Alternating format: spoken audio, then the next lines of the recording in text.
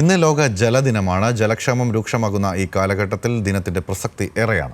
ഭാവിയിലേക്ക് ജലം കരുതി വെക്കേണ്ടതിന്റെ ആവശ്യകത നമ്മെ ഓർമ്മിപ്പിക്കുകയാണ് ഓരോ ജലദിനവും.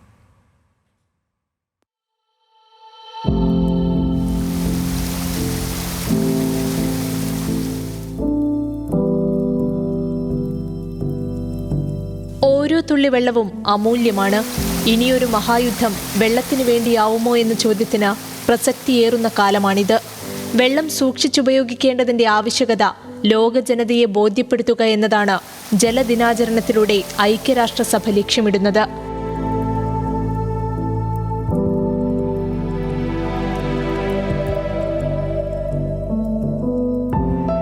കുടിവെള്ളത്തിന് സ്വർണത്തേക്കാൾ വിലയേറുന്ന കാലത്തേക്കാണ് ലോകം നീങ്ങുന്നതെന്ന് റിപ്പോർട്ടുകൾ വ്യക്തമാക്കുന്നു.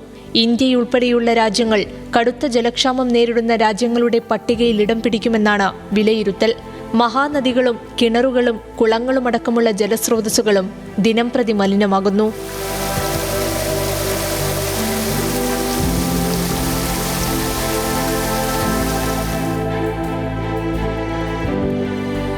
ആയിരത്തി 1992 ബ്രസീലിലെ റിയോവിൽ ചേർന്ന യോഗത്തിലാണ് മാർച്ച് 22 ലോക ജലദിനമായി ആചരിക്കാൻ തീരുമാനിക്കുന്നത്.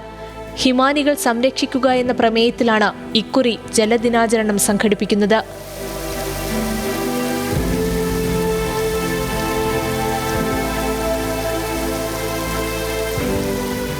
കോടിക്കണക്കിന് മനുഷ്യർ സുരക്ഷിതമായ കുടിവെള്ളം ലഭിക്കാതെയാണ് ജീവിക്കുന്നത്.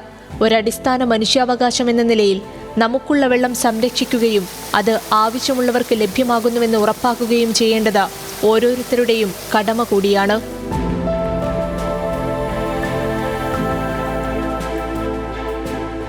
ജലക്ഷാമത്തിന് തടയിടാൻ ജലം സംരക്ഷിക്കുക തന്നെ വേണം. അനാവശ്യമായി ജലം പാഴാക്കുന്നത് ഒഴിവാക്കണം. മഴവെള്ളം പാഴാക്കാതെ സംരക്ഷിക്കണം. വരും തലമുറയ്ക്കായി നീരുറവകൾ കരുതലോടെ കാക്കണം. News desk, news Malayalam.